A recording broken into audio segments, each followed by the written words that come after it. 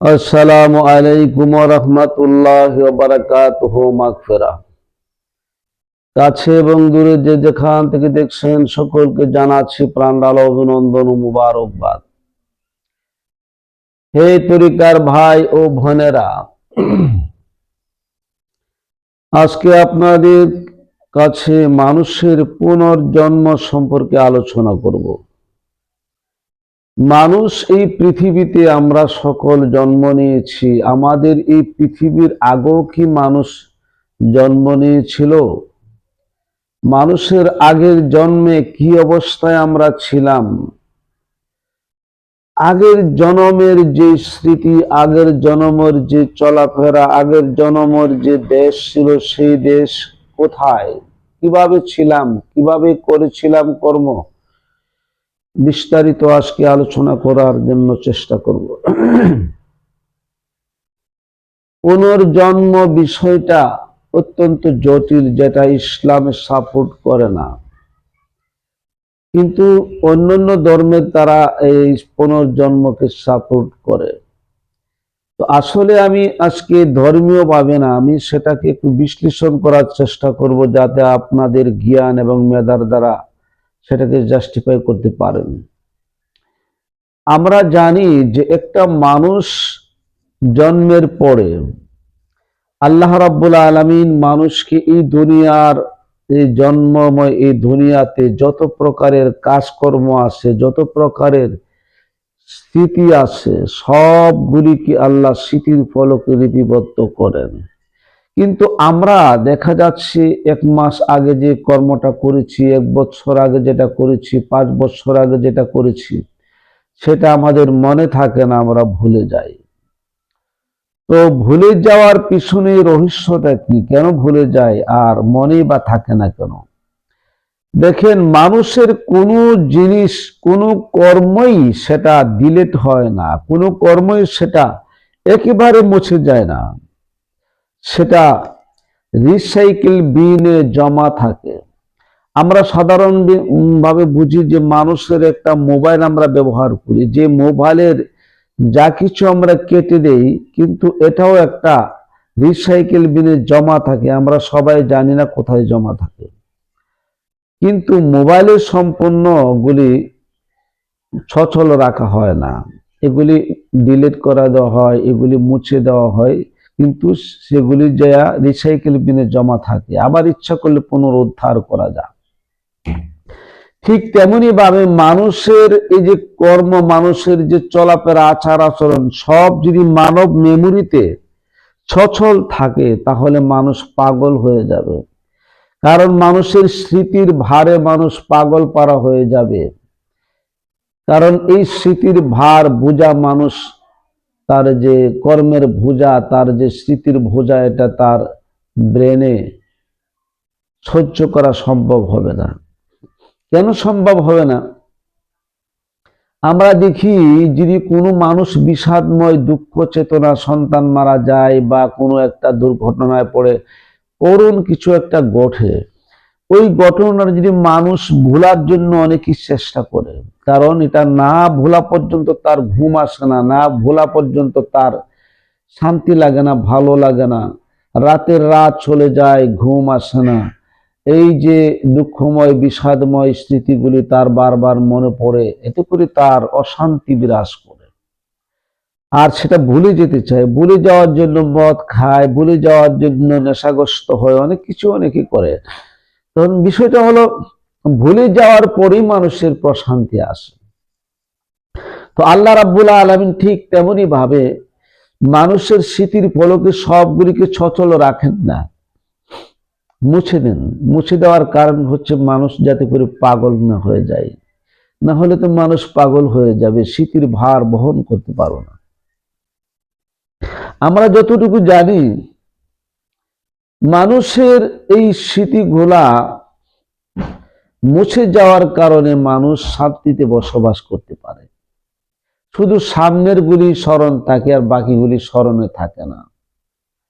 এখন আপনার যদি ইচ্ছা হয়, আমি 5 বছর আগে কি করেছিলাম, 20 বছর আগে কি করেছিলাম, সেটাকে পুনরুদ্ধার করতে চাই, মনে করতে চায়, আপনি মনে করতে পারবেন না।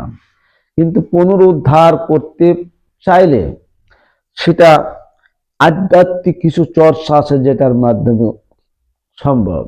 অর্থাৎ একটা মোবাইলের রিসাইকেল বিনের থেকে আপনার পূর্বের খাতাগুলিকে যদি উদ্ধার করতে হয়, পূর্বের পাতাগুলিকে যদি উদ্ধার করতে হয়, তাহলে এটা নিয়ম কানুন আপনাকে জানতে হবে। নিয়ম কানুন জানার পরে সেটা সম্ভব। ঠিক মানুষেরও ঠিক তার স্মৃতির একটা রিসাইকেল বিন রয়েছে, যেখানে সমস্ত কিছু জমা থাকে। আর এই রিসাইকেল বিনটা আধ্যাত্মিকভাবে আল্লাহ নিয়ন্ত্রণে থাকে। তো সেটা থেকে যদি মানুষ কিছু একটা উদ্ধার করতে হয়, তাহলে মানুষকে কিছু আধ্যাত্মিকতার নিয়ম এবং রীতি রয়েছে।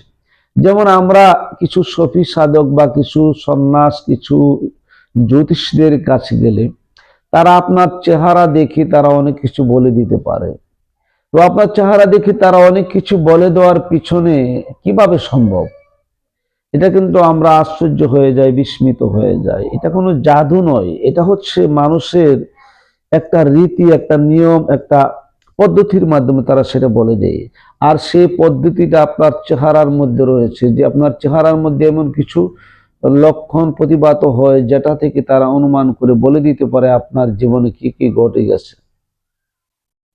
এটা হচ্ছে রিসাইকেল বিনের একটা নমুনা। তো আমরা এই স্মৃতিগুলি যদি মনে করতে পারি, তাহলে বুঝতে পারবো আমাদের পুনর্জন্ম, অর্থাৎ আমাদের আগের জন্মে আমরা কিরকম ছিলাম, আগের জন্মের দেশ কোথায়, সেখানে কিভাবে আমরা জন্ম হয়েছি, কিভাবে ছিলাম এবং কিভাবে আমরা কর্ম করেছি। এই তথ্যগুলি যদি আপনার জানতে হয়, বুঝতে হয়, তাহলে আপনাকে এই স্মৃতিগুলিকে মনে করতে হবে, এই স্মৃতিগুলি পুনরুদ্ধার করতে হবে।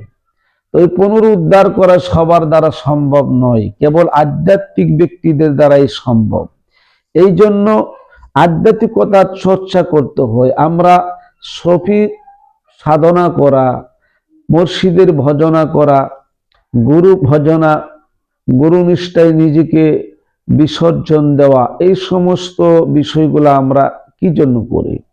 এই সমস্ত বিষয়গুলা করার একমাত্র কারণই আমার জীবনকে পিছু ফিরে দেখা, আমাকে পিছু ফিরে দেখা। যা রয়েছে ব্রহ্মাণ্ডে তা রয়েছে দেহে বান্ধে। তো দেহে বান্ধের উজুদের কারবার গুলাকে, উজুদের যে সিথির ফলক গুলাকে আমরা উন্মোচিত করার জন্য যুগে যুগে সফি সাধকরা তারা চেষ্টা করে যাচ্ছে, তারা সফলও হচ্ছে। আপনিও যদি চেষ্টা করেন যে আপনার জীবনের প্রতিটা মুহূর্ত আপনি পিছু ফিরে দেখবেন, আপনার পিছের স্মৃতিগুলাকে দেখবেন, আপনি কেমন ছিলেন, ভালো ছিলেন কিনা, এবং আপনার পূর্বের জন্মে আপনি কিরকম ছিলেন সেটাও দেখবেন। দেখা সম্ভব যদি সেটা আপনি চর্চা করেন।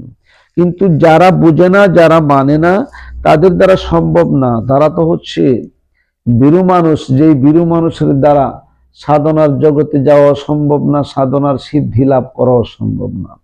এই জন্য সাধন দেশে যেতে হলে সাধনার মানুষের কাছে যেতে হবে। সাধনার মানুষের কাছে যেয়ে তারপরে আস্তে আস্তে এই সাধনা করার জন্য চেষ্টা করতে হবে।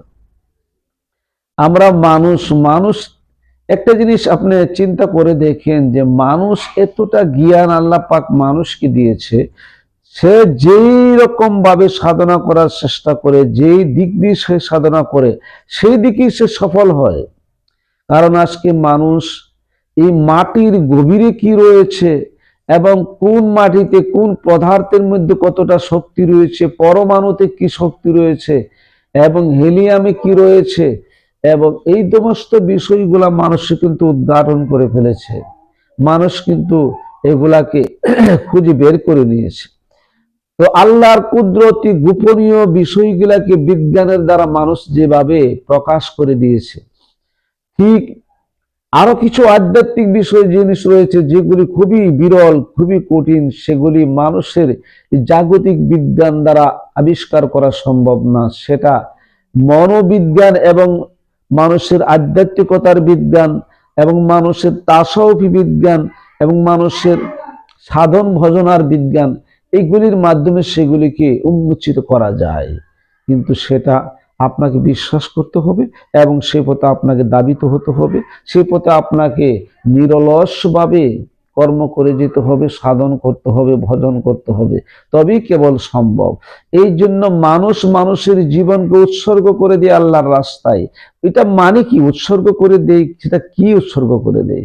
অর্থাৎ এই দুনিয়ার জাগতিক যত মোহ কল্পনা রয়েছে, সকল কল্পনা জল্পনা থেকে মানুষ নিবৃত হয়ে, অর্থাৎ নিবৃত হয়ে মানুষ এমন একটা জগতে সেকে উজ্জীবিত করতে চায়, যেই জগৎটাই শুধু তার মধ্যে বাসমান থাকে, তার মধ্যে প্রকাশমান থাকে, আর দুনিয়ার সকল দেন ধারণা কল্পনা বিলুপ্ত হয়ে যায়।